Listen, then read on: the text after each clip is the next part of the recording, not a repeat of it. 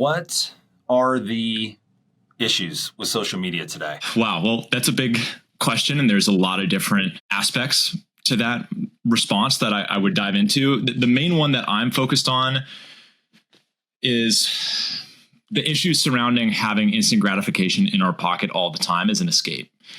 So we could have a lot of different conversations about this. I mean, there's the social comparison, there's the mental health, there's, the online privacy and cyberbullying and things like this. I'm really focused on the digital wellness space, specifically surrounding the problematic use of social media as a coping mechanism for discomfort. That's something that I really struggled with for multiple years, especially while I was in college. And I've been extremely focused on figuring out how to help people develop a more intentional relationship with social media to combat that problem. What was your experience with it, and what were the issues that you faced during your college years that led to all this? There's a lot to dive into here. So when I first started using social media, it was really positive, I think. And I think that's an important thing to acknowledge. Like, it's not all bad. When I was in middle school and high school, I was on Instagram and Snapchat, and I felt like, frankly, they were tools that made my life better. I did get some lectures from the adults in my life about how bad they are, and I kind of just shrugged it off as people that didn't grow up with it, that don't really understand it.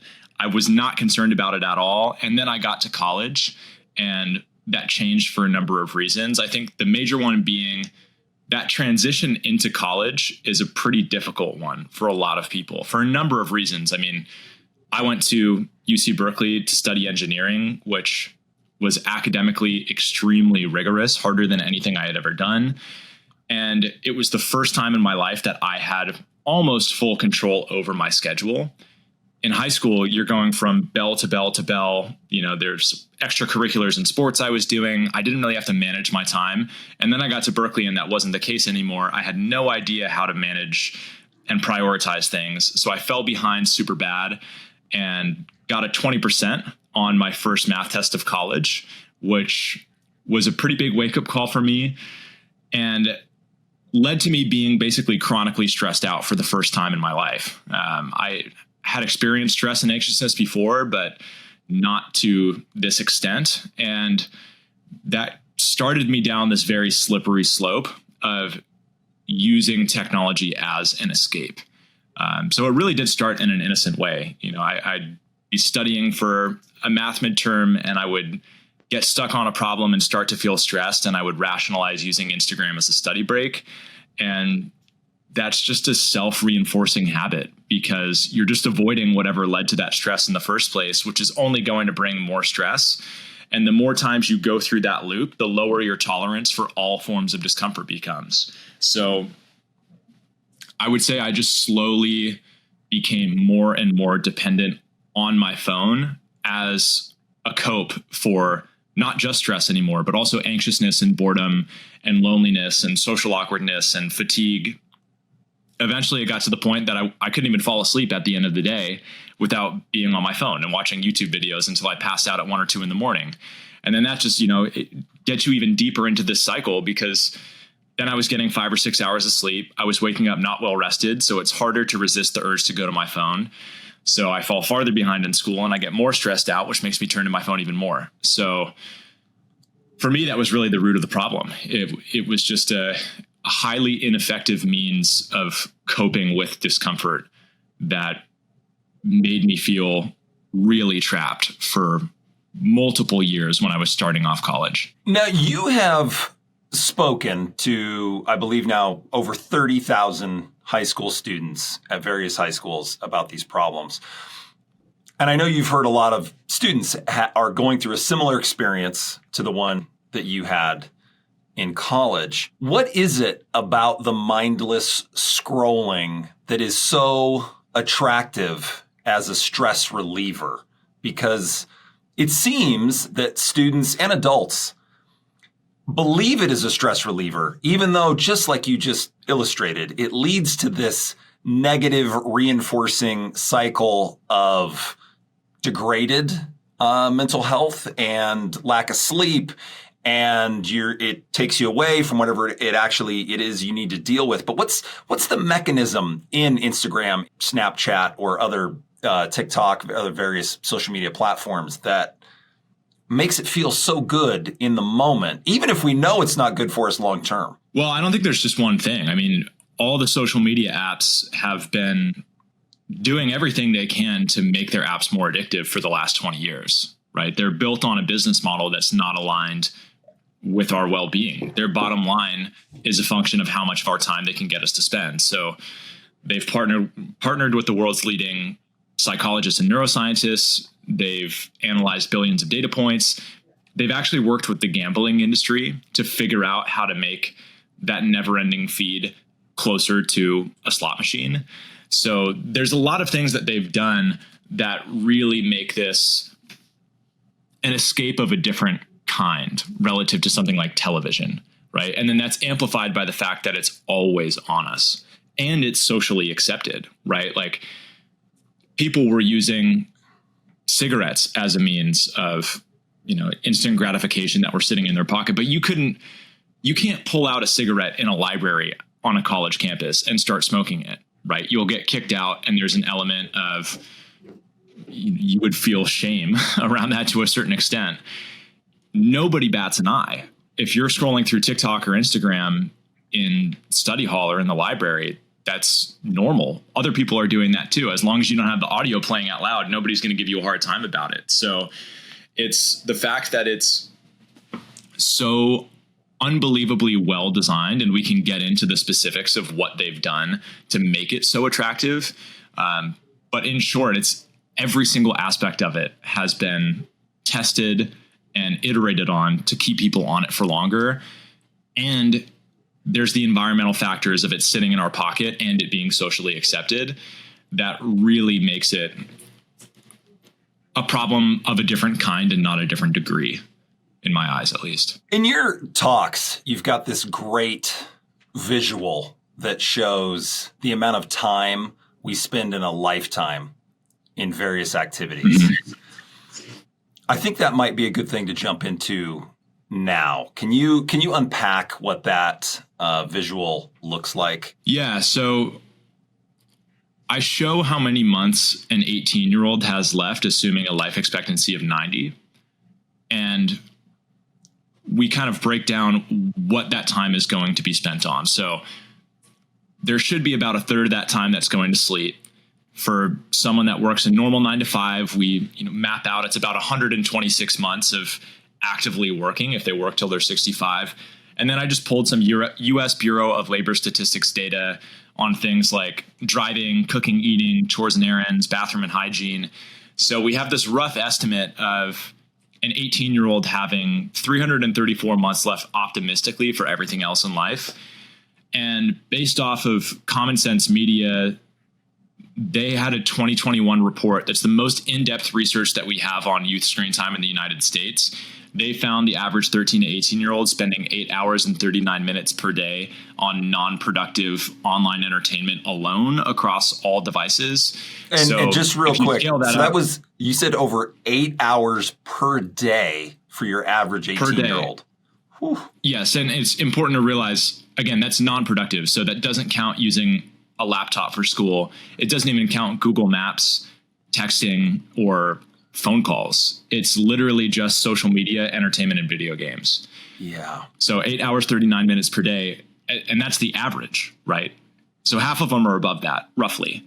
And I've personally seen screen time reports as high as 16 hours a day for actively enrolled UC Berkeley students in the middle of the semester.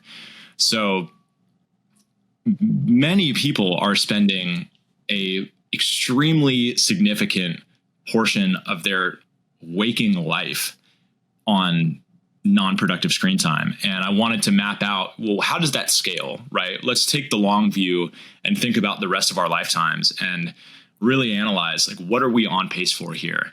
And it turns out for the average 18-year-old in the US, they're on pace to spend 312 of their 334 months looking at a screen non-productively. So that's about 93%.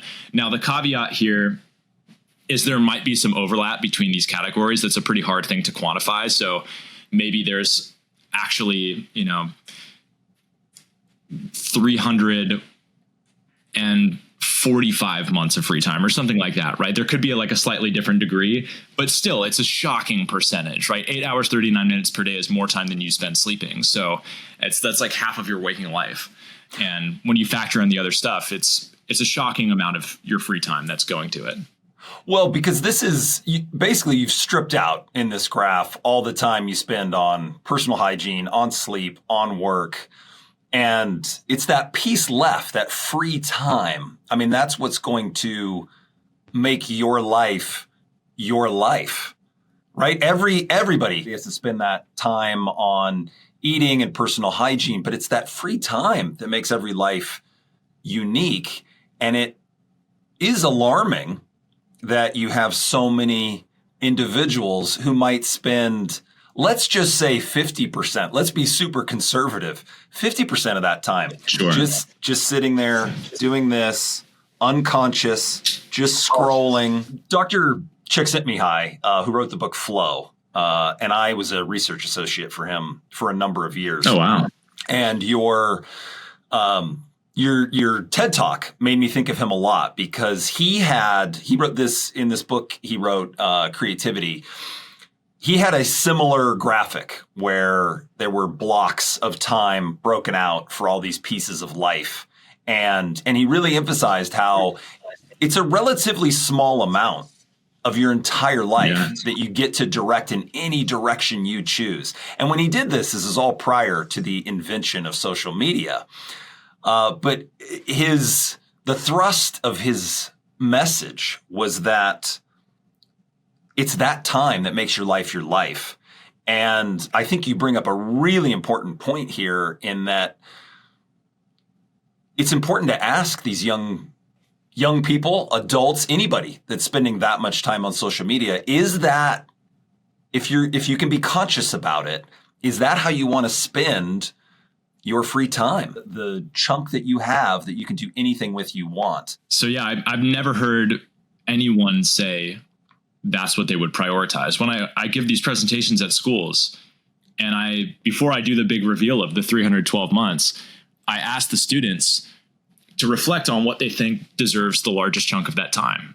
And I have never gotten the answer TikTok, not once. And I've showed it to, again, tens of thousands of students. So, I mean, the good news here is that people don't want this, right? They recognize that there's a desire to change, especially when you see it in that light. So I'm actually quite confident that, again, it's important to realize it's how much they're on pace for. It's not saying that's how much they will actually spend. I do believe that we can rein this in, and I've seen people reduce their screen time by quite a lot. So I don't want people to get the message that like, oh, we're doomed and we're going to lose a generation to just being completely buried in their phones. It's a scary visual, but I think the reality will be different in a better direction. At least that's my hope. I'm in agreement with you there. I actually think young people today are probably better positioned to deal with these technologies than everyone who's older. It may hurt them more in the short term, but in the long term, they will be the ones who figure it out. And I want to hear more about your approach to talking to students, because I think you take a unique tact in how you talk to students about this, which is that you are trying to educate them, ask them questions, and let them come to their own conclusions, rather than trying to bring a top-down solution that is, hey, we're the adults, we know best, this is what you're going to do, and this is what you're not going to do. I wanted you to just unpack that a little bit more in how you talk to students about this. So over the course of the last 4 years working on this, I've learned a couple of really key lessons about what students do and don't respond to. And that has led me to this philosophy of being almost completely non-prescriptive. I think you cannot tell them how they should be using it. In fact, most kids are really sick of people telling them what they should not and should be doing on technology. So the approach that I take is, success for me is for you to use it in the way that you want to use it, right? I just want to give you some things to think about. help you clarify what your ideal relationship with it is, and then give you the tools and strategies to make that a reality. And people always ask me like, well, are students receptive to that message? It's like, how could you not be, right? It's when someone's trying to help you use it in the way that you want to use it and is not placing judgment on what the right relationship with it is, they're inherently on your team, right? So I do find that students are actually really willing to have this conversation when it's framed in that way. The advice that I do give them is around the mindset through which they should view it. So I don't think there's a right relationship to have with it, but I think there are generally correct ways to think about your relationship to social media. And the main things that I touch on there are, one, none of these apps are actually free, right? So Snapchat, TikTok, YouTube, Instagram, Facebook, they don't charge us money to use them because we're not their customer, we're their product. They make money by giving advertisers access to our time and attention. So I think it's really important for students to sit and grapple with that and realize they are paying for this with their time. It's not actually free. So my whole framing is, look, it's not that you shouldn't use it or that you should throw your phone off a bridge or never make a social media account. I still use Instagram on a daily basis and YouTube as well. And I think that they are net positive things in my life. The ask that I have of them is figure out what it means for you to get a good deal out of it. And there's no one right answer to that, right? You've just got to know, what value is this adding to my life? How much of my time is that worth? And any additional time you're spending, you're getting ripped off. And I think framing it in that way really makes students motivated to address this, because even more so than, seeing scary studies about the impact it's having on attention span and mental health, like I tried really going deep on that at first, and I found they kind of responded to it, but the biggest thing they respond to is nobody wants to feel manipulated. And I actually think that's where sometimes parents, teachers, administrators kind of go wrong in addressing this, is they're too controlling over it. And naturally, kids are going to fight back against that. So my big thing from a mindset perspective is to get them to see that it's TikTok and Instagram and all the social medias that are trying to manipulate them, and they should be fighting back against that. So that's the motivator / mindset piece. And then in terms of actually making it a reality, because it's one thing to say, okay, I'm going to spend less time on TikTok. It's another thing to actually do it, right? And if you're addicted to something, that means that you recognize it's something that you want to change, and you still can't do it because you're behaviorally addicted to it. So there is a whole separate component to my approach, which is to help them make the internal and external changes necessary to maintain healthy screen time for the long term. So the external changes are the easy ones. That's just making your environment conducive to your intentions. And there's a few ways to do this. The main ones I'll call out: moving the phone charger so you're not scrolling as you fall asleep and wake up. That's a huge one. If you can do that, if you can stay off technology for the last hour of the day and the first hour of the day, at least the dopaminergic addictive technology, the other 22 hours are a lot easier, at least in my experience. Studying with your phone in a different room, it actually turns out you're measurably more intelligent when you are physically separated from your phone. There was a study out of UT Austin that showed that. So those are both really easy wins. There's also apps out there like ClearSpace, which make it so much easier to be intentional.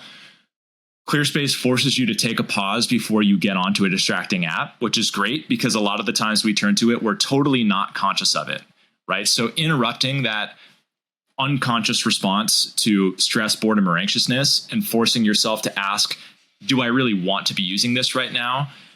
I think is a super helpful thing. It also asks you how long you want to spend on it. So I can say, I'm going to go on Instagram for 5 minutes. After those 5 minutes are up, it'll kick me off. I have to go through another session or another breathing delay to start another session. I only get 3 sessions per day. If I do a 4th one, my friend gets a text message and it tells them that I broke my streak. So just little behavioral nudges like that can be really helpful. And the main idea is you just want to make it easy. So finding ways to leverage 5 seconds of motivation and then turn those into hours of behavior change. There's a lot of ways to do that, right? So that's a big part of the program. The social environment is a big part of it as well, because unfortunately for a lot of kids right now, they kind of have to be on Snapchat and Instagram almost all the time because of the culture in the student body around those apps. So a big thing that I try to do when I come into school is spur some conversations between the students. And I think this is a big thing that's being overlooked right now. I feel like we're in the middle of this kind of knee-jerk reaction to The Anxious Generation by Jonathan Haidt and the Surgeon General's warnings about social media. I'm seeing a lot of schools just trying to implement the top-down bans. And I think what they're missing there is the most important factor here is the cultural norms among the student body that drive their online behavior.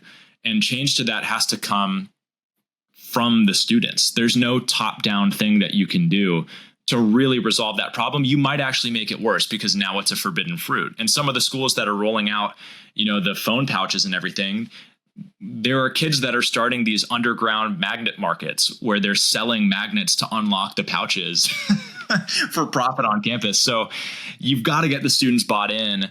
And the good news is if you bring it up in the right way, they really do want to talk about it. And I just think we need to do a better job of getting their perspectives and recognizing, especially for the older high school students, they're almost adults, right? They're about to go off to college. They're going to live life with a phone in their pocket. They need to be ready for it. And we need to be hearing their perspective. I think the phone pouches and the phone bans make sense for K through 8. But I think for the older students, we've got to focus on working with them, not against them. And the great news is if we can get them on board and we can get them to share their perspective, if you're a freshman and you see a senior talking about how they don't like the way that they have to use Snapchat and they wish we could change it and move the group chats, you're actually going to take that to heart way more so than if a teacher or a parent brings it up, or even me as a 25-year-old that comes and gives assemblies. So high level, that's the approach. We also do some work on habits and mindset and stuff because you could get rid of your phone and the underlying problem, which is our response to discomfort, is still going to be there, but that's kind of a separate conversation.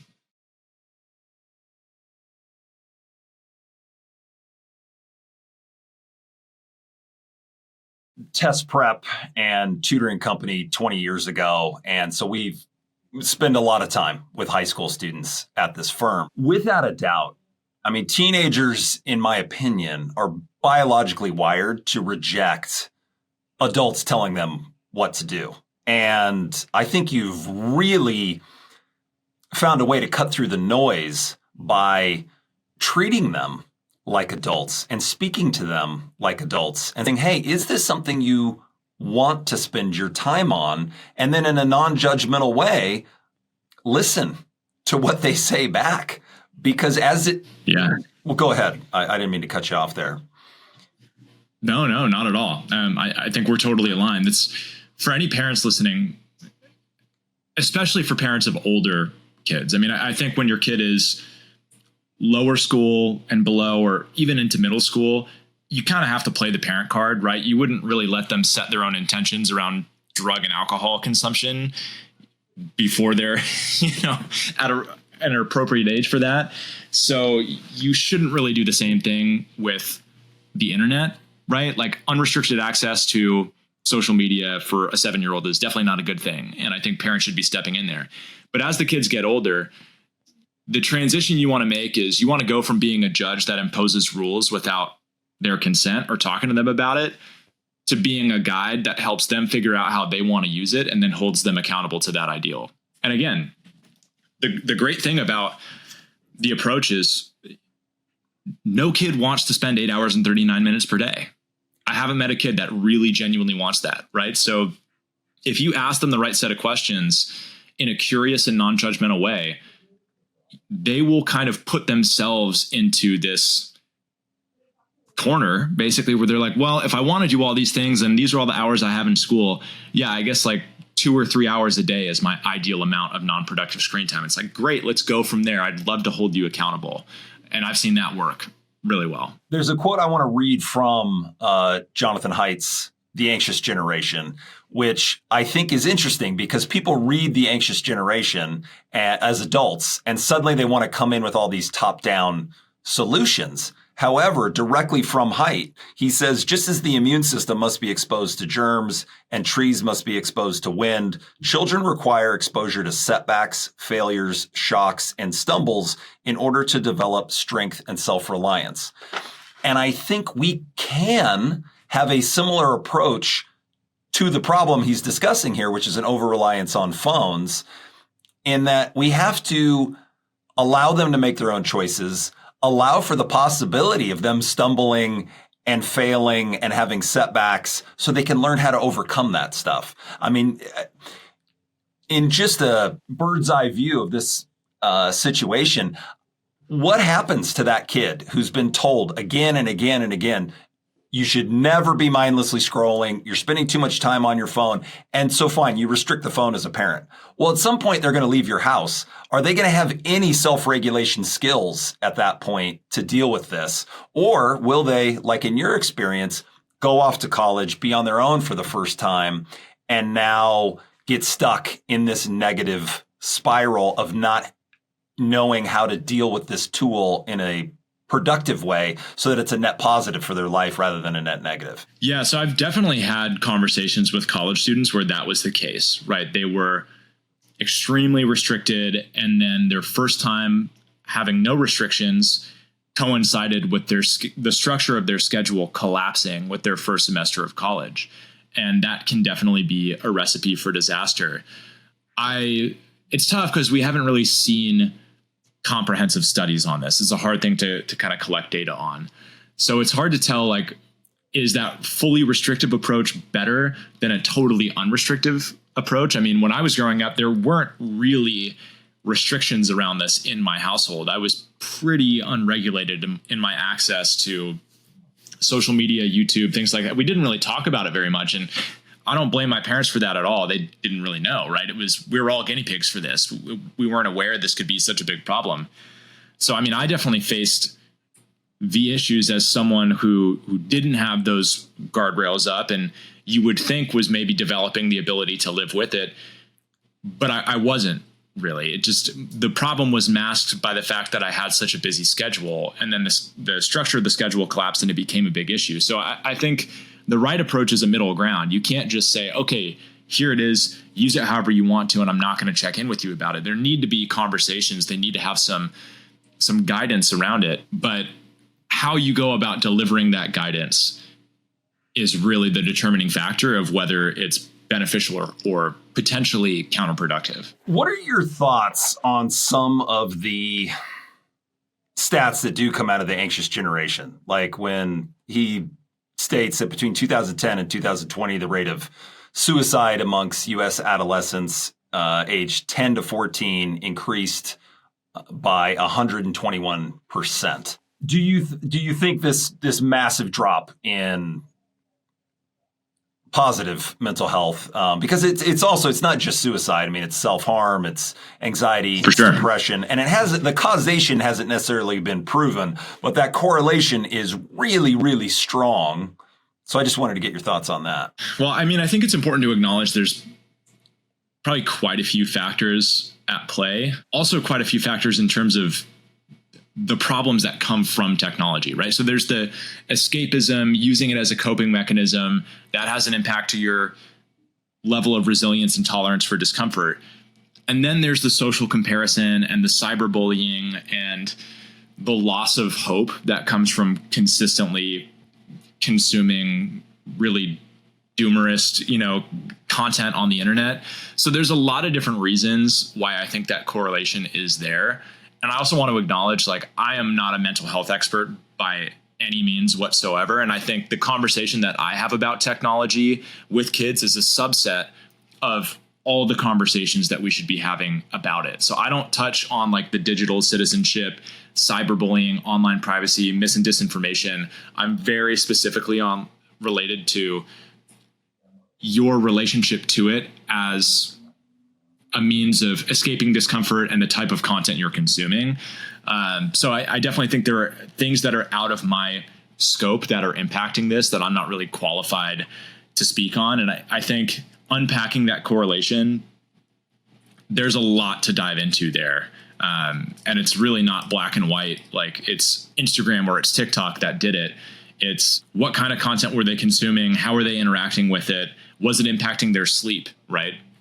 We can't underplay the importance of sleep, especially for a developing teenager. And I've talked to teens that are staying up until 4 a.m. every single night on TikTok and getting 4 hours of sleep, right? So it's no wonder that kids are feeling extremely anxious when they're not getting their biological needs met. So I wish there was a more like clear cut, this is why, this is the particular aspect of technology or the reason, but I don't think that's the case. I think there's a huge combination of a bunch of different things at play. And yeah, the mental health ramifications of it are frankly just, it's not something I feel super qualified to speak on. I've definitely experienced some mental health struggles as a result of my relationship with it, but I think there's a bunch of other factors, and I think it's different for girls and boys. I mean, the social comparison aspect of it, the feedback mechanism of getting the likes on selfies or the lack of likes and comparing to other people in your class, and then having this never-ending feed of all the best-looking people, all the wealthiest people, all the most talented people, and all the coolest places doing all the coolest things for 15 seconds at a time with these tiny little highlights. I think there's no wonder that has a tremendous impact on the self-esteem of kids. But it's a very multivariate issue. Yeah, you bring up a great point there, which is that the bulk of students are not falling into that category of extreme depression and suicidal ideation. And what you are tackling is the big sinner of kids, and just discussing what do you want your relationship to technology be.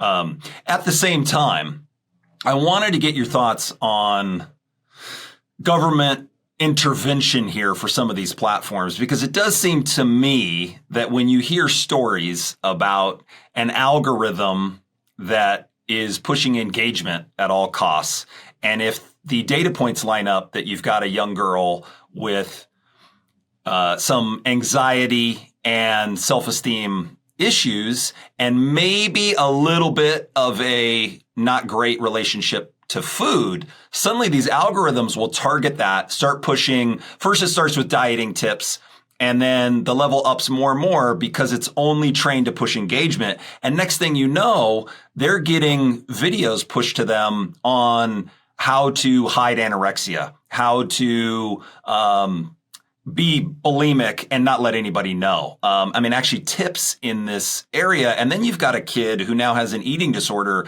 for the rest of their lives. That one does strike me as one that should be addressed from the top down, because I think it is very difficult for a mother who is concerned about her daughter to go up against the biggest, most powerful companies on earth. And it's all well and good to say, hey, you as a parent should control your kid's screen time.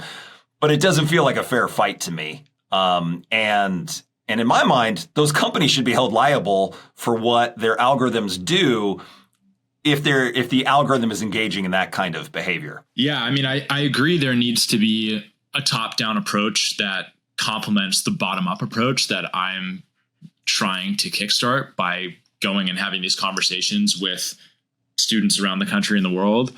What that top-down approach looks like is something I haven't put enough thought into. And I know that there are some really great people out there that are doing awesome work in this space. The Center for Humane Technology is awesome.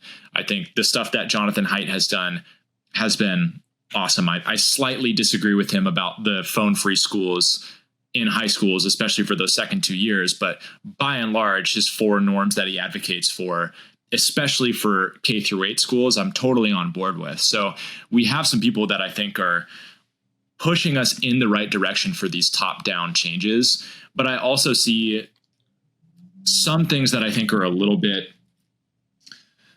misguided in our response to them. So like the TikTok thing, for instance, I think it's important that we view that as purely a question of the role that China has in this and legislating around that. I don't think we should be under the impression that banning TikTok and forcing kids not to use it is going to solve the problem whatsoever, right? The cat is out of the bag. The algorithmically ranked short form videos are on every single platform. So what needs to happen from a legislative perspective, I think, is putting some like limitations on the architecture and the design of the platforms the Center for Humane Technology has a bunch of great ideas around this. One of the ones that they have for controlling the rate of disinformation that spreads on Facebook is limiting the share button so that you can't share a post that's been shared by someone else. You have to actually copy and paste the post. And they've shown that would cut down fake news by like a factor of, I think it's like 6x on Facebook if they did that. So there are all of these like minor tweaks that can be made. I don't have a specific set of like, these are the policies that should be implemented. Frankly, I think it's just a little bit out of my area of focus in which I feel I can be the most impactful, which is this bottom-up aspect of it. But we need to have the top-down policies and social norms and all these things that are complementing the stuff that Project Reboot is trying to do in schools. Let's come back to that then, to that lane of students' relationships with screen time. So with Project Reboot, what are the suggestions that you make to students and to schools in how to deal with these issues? Because it does seem schools in general are very aware that there is an issue that needs to be dealt with, but there's a lot of variation in what steps might be taken to deal with the issue at hand. So with Project Reboot, what are those solutions that you propose? On the individual student level, it's focus on your mindset, environment, and habits, right? It's that kind of high level approach that I laid out earlier. On the student body level, it's minimize the social consequences of not being on social media, right? And recognize that I do think it made sense for all of us to use Snapchat as a default means of communication when it was a social media, but it's not a social media anymore. It's addictive entertainment masquerading as social media that's deliberately trying to engineer the social interactions of teenagers to make them more paranoid and neurotic so that they're constantly on the app. And there's some, I just think, really evil things that Snapchat has done in the design decisions that they've made regarding the streaks, the fact that you can see who other people's best friends on Snapchat are. I just think there's so much that Snapchat has done that should be pushed back on by students. And I think a lot of students do feel that way. So that's one of the like social norms that I advocate for, is at least just move the group chats where there's logistical information being relayed off of Snapchat so that somebody can opt out without being socially isolated. Can you dive into what those specific things Snapchat is doing, especially for parents that might be listening to this and they're not on Snapchat, so they might not even know what those things are. They might not know what the streaks are. Just unpack that a little bit.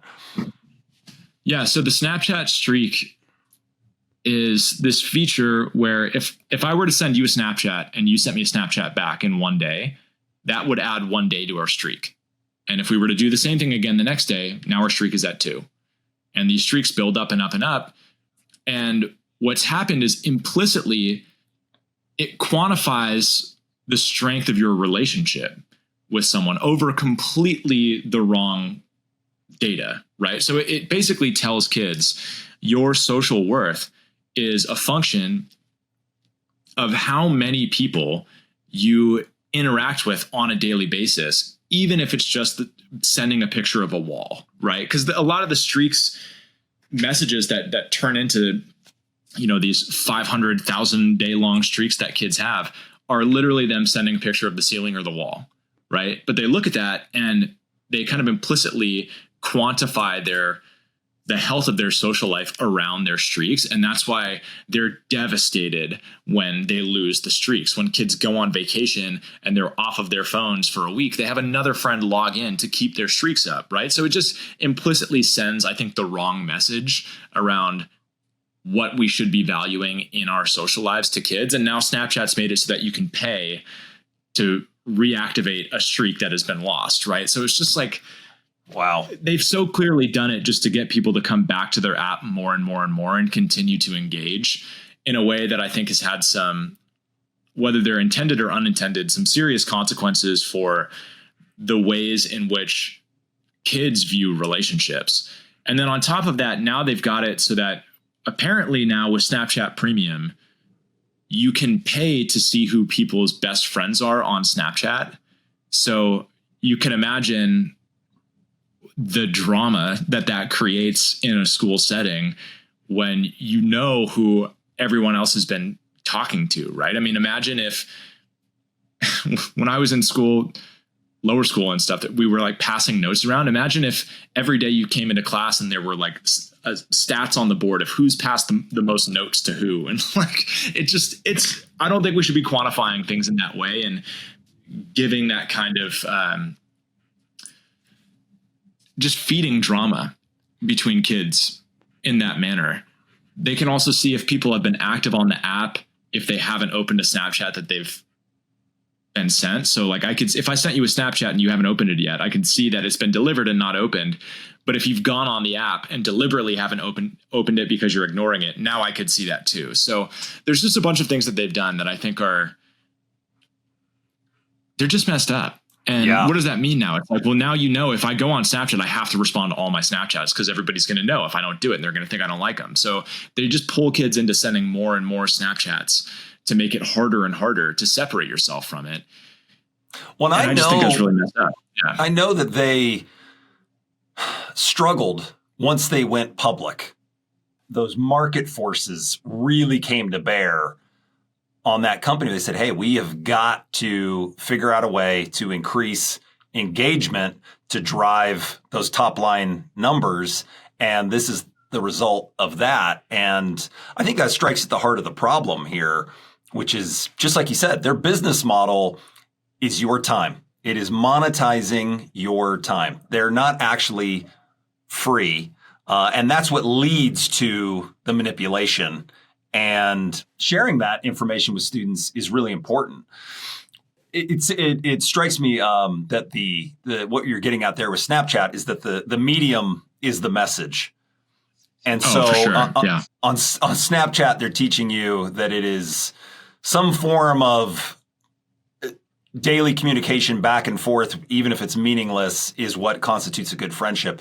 What is the message in the medium of the other major social platforms? Well, I think you get a lot of the same quantification of your social value via metrics that aren't really that important. So I would say the message of something like Instagram or TikTok is that it's better to have 1,000 or 10,000 or 100,000 people that will give you transient social approval than a handful of really good friends that are actually deeply there for you, right? So I don't think they've been intending for that message to be received, but it's a byproduct of the design decisions that they've made because of their business model. And I want to be clear.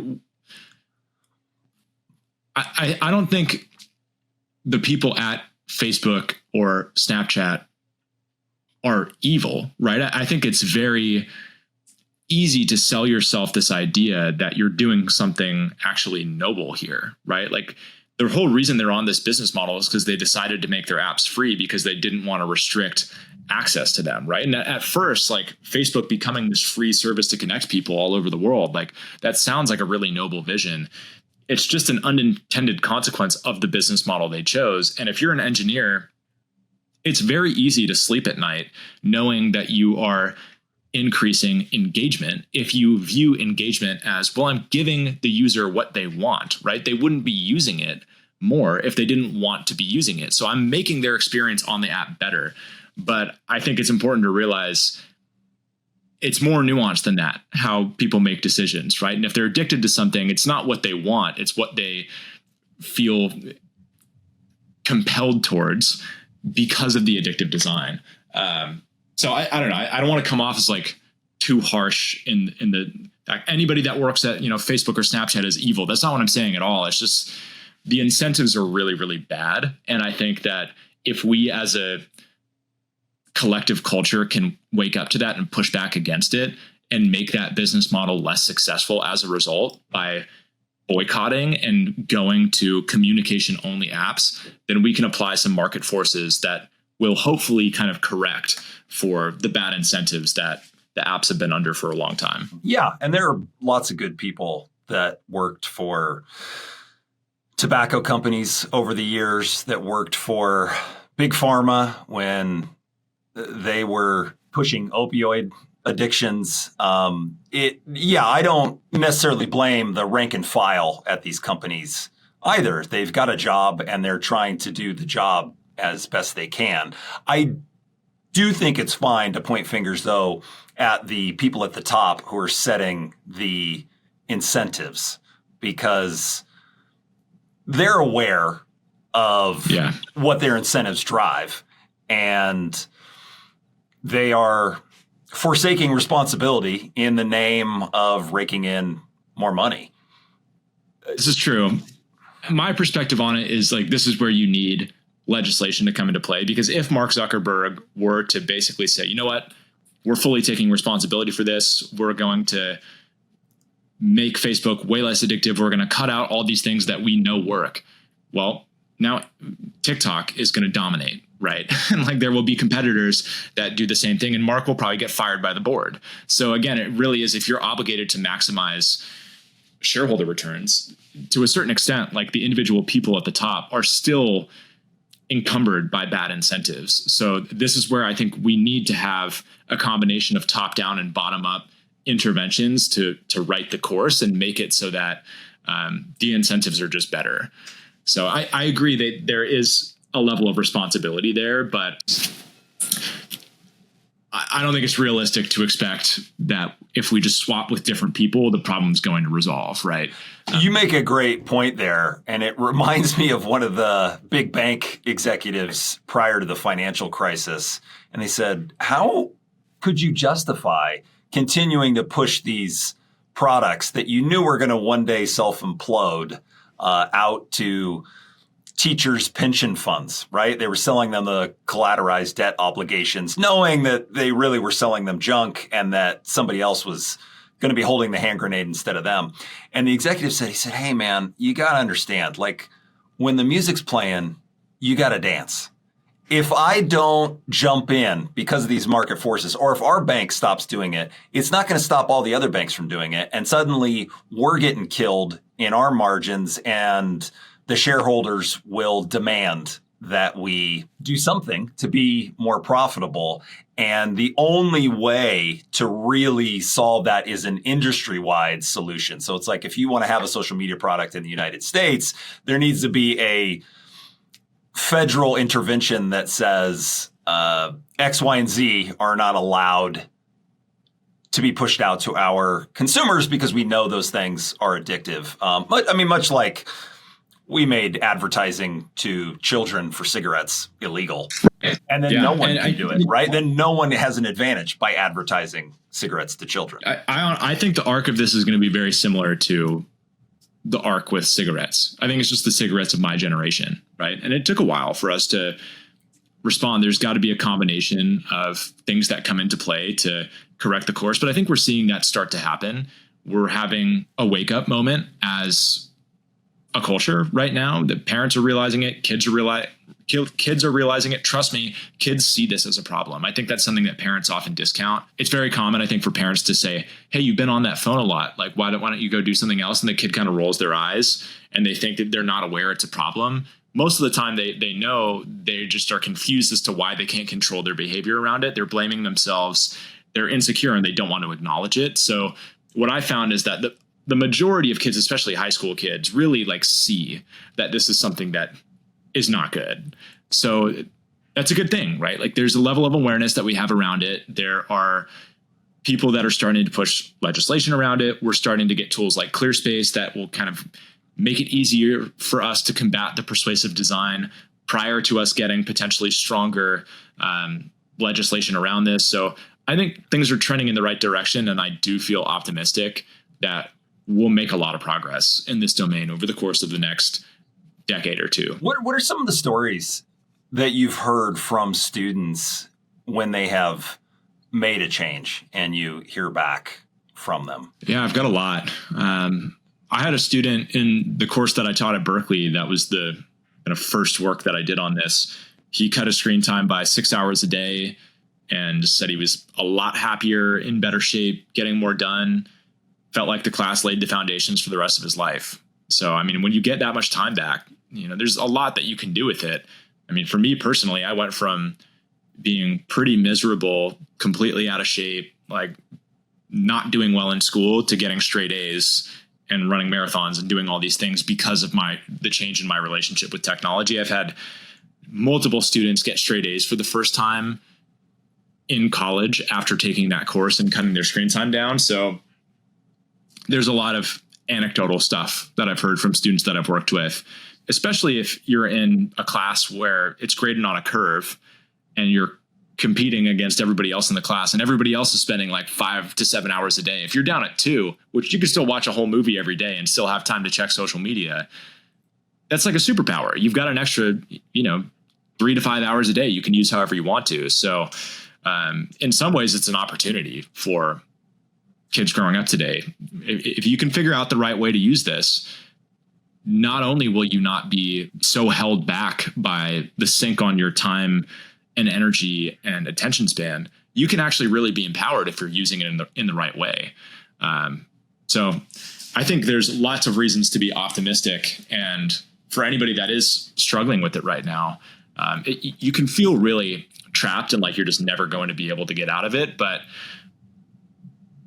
it's resolvable. I've seen people resolve it, and there are still ups and downs. And I loved what you said earlier about it really being about being able to bounce back and handle setbacks, because I still have setbacks too. Like I've go through days or weeks where my screen time rises, and I've just gotten really good at figuring out for myself what I need to do to get it back on track. So that's a major thing to focus on, I think. Dino, as we wind this down, what are some practical tips for adults that want to have a better relationship to technology, for parents that want their kids to have a better relationship, and then a third category of students who want to do this on their own and have a better relationship with technology? Yeah, great question. So I think there's commonalities between all three of those cases. Again, my main thing is first get really clear on what your ideal relationship is. You want to know what you're working towards before you start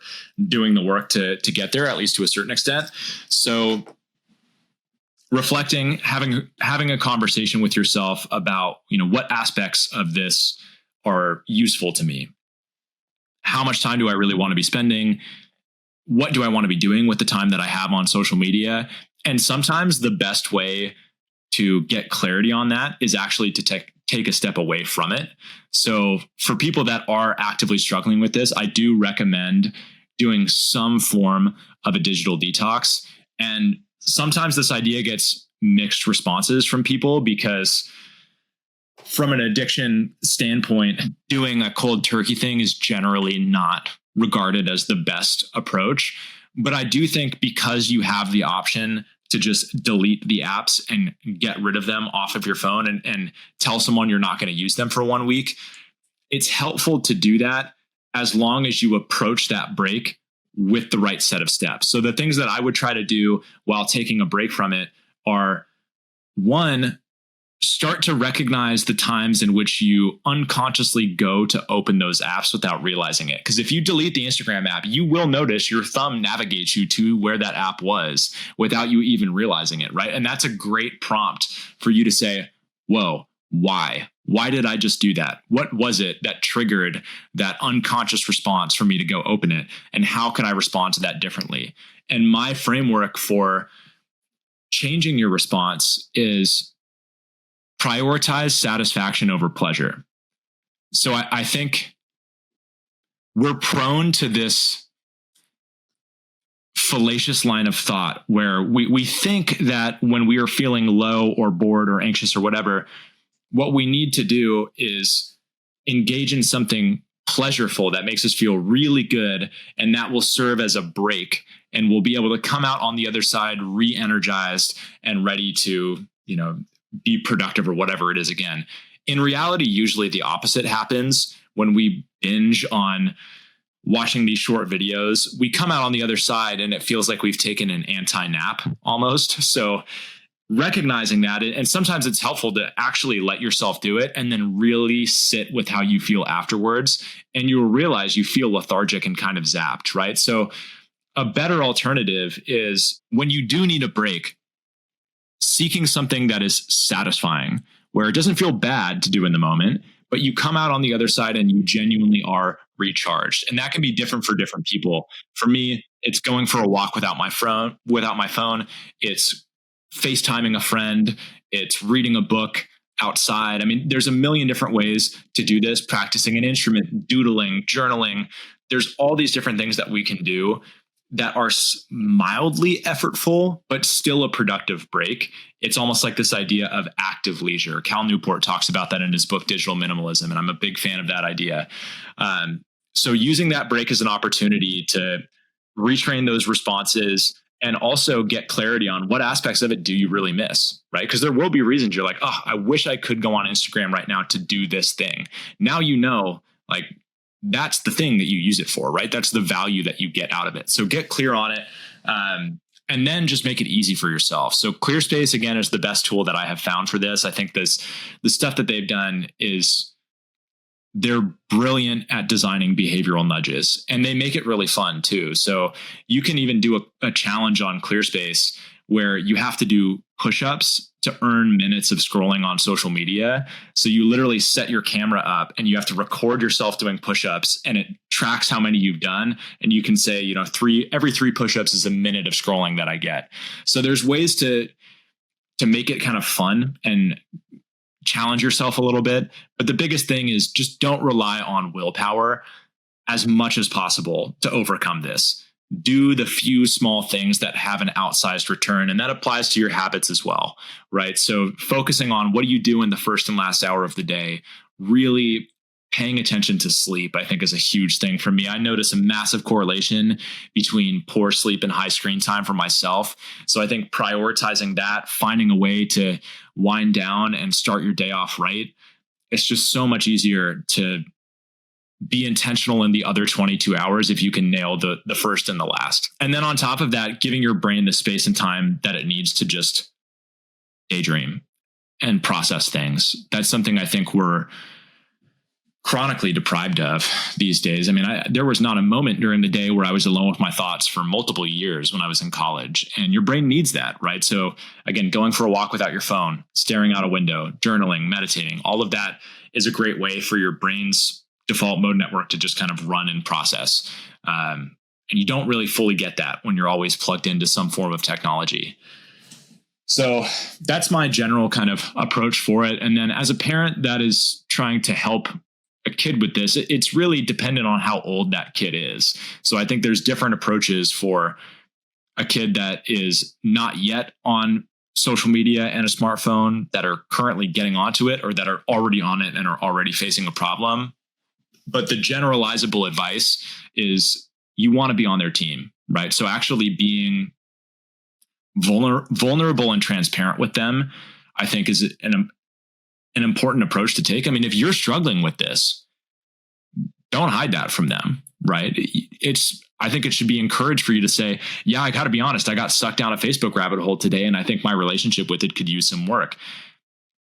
If you're a kid who is struggling with this and is beating yourself up about it and berating yourself because you think it's downstream of you just being weak, and you have these insecurities and this shame around it, and then you hear dad say that, all of a sudden it's not just you, right? And you're more comfortable to kind of open up and talk about it. And maybe you'd be more willing to do some form of a challenge around it. But I also think it's important that you approach it with the right level of nuance and be curious and open-minded. Because again, a lot of this is social media has changed the social fabric of childhood, right? And I would be cautious of coming in and thinking that you know what's right in terms of how they should be using something like Snapchat. You don't want them to be socially isolated, right? So I think treat the mindless content consumption and the active socialization differently. Even if that socialization on Snapchat is them sending a picture of the wall, I mean, have a conversation about it, but at the end of the day, that's a very different engagement with technology than the passive scrolling through Instagram Reels and TikToks. And then for kids that are dealing with this, I think the main piece of advice is don't blame yourself for it.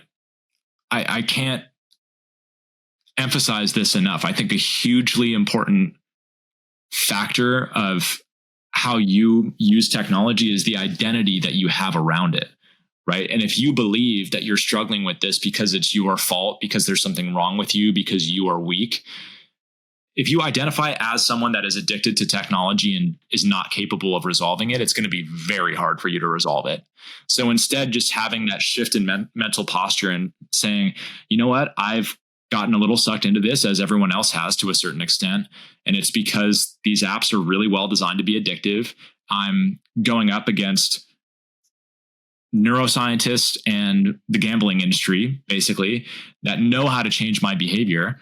And it's okay that I haven't been perfect about it. And that doesn't mean that I'm doomed and that I'm never going to resolve it.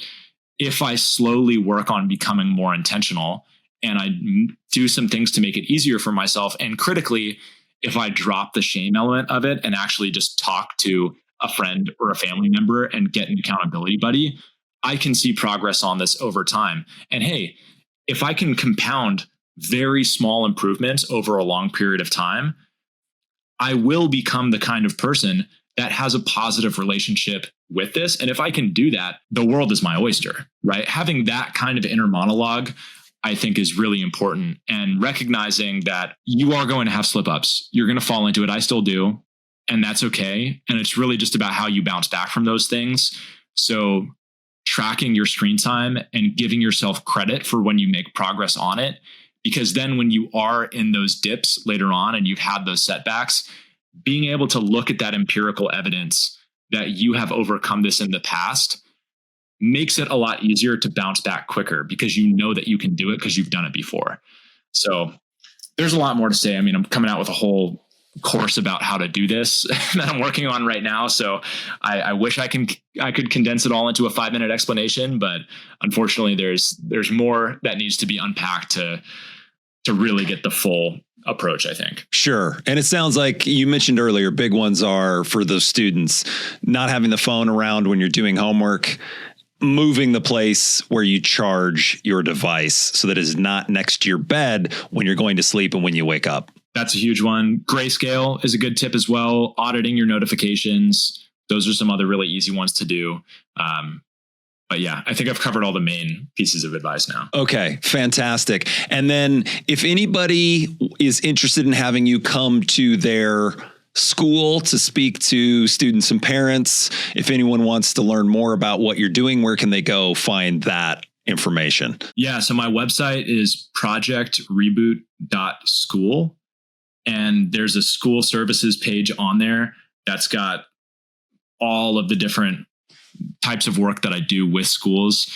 So just forward that to a school administrator or a teacher with a little note about why you think it would be helpful. And yeah, my calendar's finally starting to open up after a crazy sprint. I think I just did 51 talks in 36 days. So I just got back from this insane sprint. But now things are finally starting to open up. So I am available to come speak at schools for the rest of the year. So yeah, I'd love to make that happen if it's possible. Great. And then there is a course that you are developing right now, which will be available in the future. Yeah, it should be published by the end of this month. Okay, excellent. And I assume we can find that course on the website as well. That's correct. Yeah. Okay, great. Well, we'll have that in the show notes too. Dino, thank you so much for coming on. Thank you for all of your time. This was a great conversation. These are ideas I really want to help spread because it's going to help a lot of people. So thank you for all of it. Yeah, Nick, thanks for having me on. I really enjoyed it. Okay, everybody. Until next time, ask questions. Don't accept the status quo and be curious.